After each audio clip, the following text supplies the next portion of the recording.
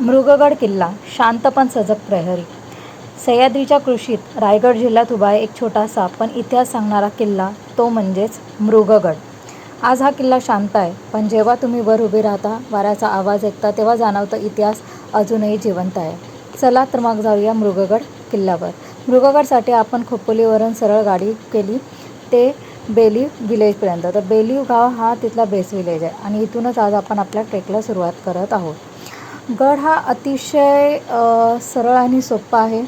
सुरुवातीला तुम्हाला काही जंगलातून पायवाटा काढत सरळ थेट अर्धा एक तासाची तुम्हाला ट्रेक करायची आहे.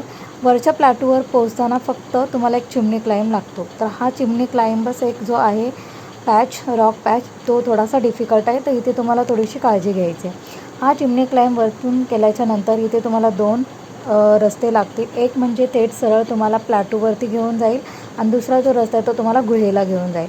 तर आपण सर्वात प्रथम प्लॅटूवरती जाऊया. वरती प्लॅटूवरती पोहोचताना तुम्हाला हे असे खूप सारे रॉक कट पॅचेस लागतील. तिथून तुम्हाला व्यवस्थित काळजी घेऊन काय करायचं, चढायचे आहे. तर कोकणातील व्यापार मार्गावर नजर ठेवण्यासाठी या किल्ल्याचा उपयोग केला जायचा. वरती असलेली ही पाण्याची टाकी कोरीव गुहा सांगतात की येथे कधी काळी सैनिक तैनात असायचे. असा वरती गेल्यानंतर तुम्हाला काही जुन्या इमारतीचे अवशेषही मिळतील. ते एक्सप्लोअर केल्यानंतर आणखीन पुढे अर्धा तास चालत गेल्यावर तुम्हाला थेट मेन जो प्लॅटू आहे मृगगडाचा तो लागेल आणि इथेच आहे महिषासुरमर्दिनीचे मंदिर. ह्याचे दर्शन घेतल्यानंतर आपण सरळ जाऊया पुढच्या वाटेवर. ही वाट सरळ गेली तर तुम्हाला पुढे काही पाण्याचे टाके लागतील. सध्या पाण्याचे टाके सुकलेले आहेत, पण मान्सूनमध्ये पूर्ण पाण्याचे टाके तुम्हाला भरलेले मिळतील. तर तुम्ही बघू शकता पाण्याच्या टाकीची खोली ही फार आहे, पण हे टाके सध्या सुकलेले आहेत. इथून पुढे सरळ गेलात की तुम्हाला आणखीन काही 2 पाण्याचे टाके सापडतील.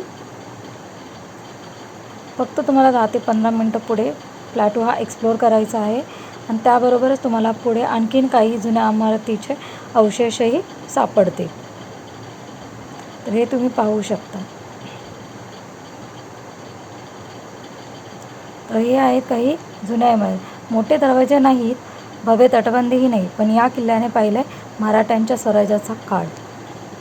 त्यामुळेच हा सह्याद्रीच्या कुशीत वसलेला रायगड जिल्ह्यात असलेला एक छोटासा पण इतिहास सांगणारा महत्त्वाचा किल्ला आहे, तो म्हणजेच मृगगड. आता थोडे पुढे गेल्यानंतरही तुम्हाला इथे 2 पाण्याचे टाके मिळतील. हे येथील पाणी पिण्यायोग्य नाही आहे, पण सध्या उन्हाळा चालू असल्याने हे दोन्हीही टाके सुकले गेले आहेत. आणि फायनली तुम्ही पोहोचता मृगगडच्या माथ्यावर आणि इथे तुमची ही ट्रेक संपली आहे. आता पुन्हा चला आपण जाऊया खालच्या दिशेने. जिथे आपण चिमणी क्लाइंब करून चढत गेलेली तिथपर्यंत तुम्हाला पुन्हा उतरायचे आहे.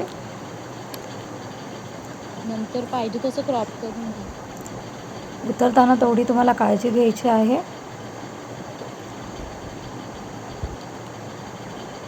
आणि आता हे उतरल्यानंतर इथून तुम्हाला गुहेकडे जाण्याचा रस्ता आहे. हा रस्ता थोडासा कठीण आहे, पण तुम्हाला व्यवस्थित प्रकारे हे करून गुहेपर्यंत पोहोचता येते.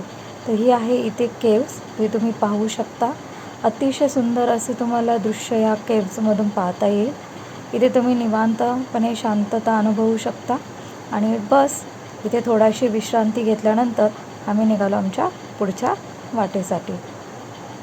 तर असा हा शांत पण अतिशय सुंदर किल्ला आहे. सो मृगगड हा खरंच फक्त एक ट्रेक नाही, तर तो आपला स्वराज्याची अभिमानाची एक आठवणच आहे. आणि असे पूर्ण गड एक्सप्लोअर केल्यानंतर आम्ही पुन्हा निघालो आमच्या परतीच्या वाटेला.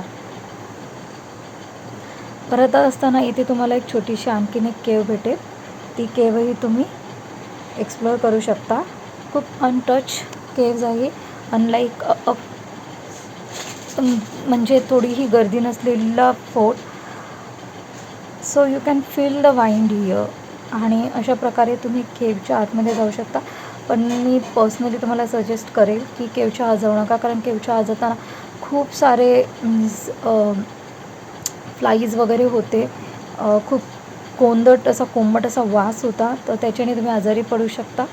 So be careful while you are going inside. तर तुम्ही हे अवॉइडही करू शकता. आणि ही केव्ज एक्सप्लोअर केल्यानंतर आमची इथे मृगगडची ट्रेक पूर्ण संपली. तर अशा प्रकारे जर ही तुम्हाला माहिती आवडली असेल तर माझ्या चॅनलला सबस्क्राईब करा आणि असेच पुढच्या केव्स आणि फोर्टसाठी मला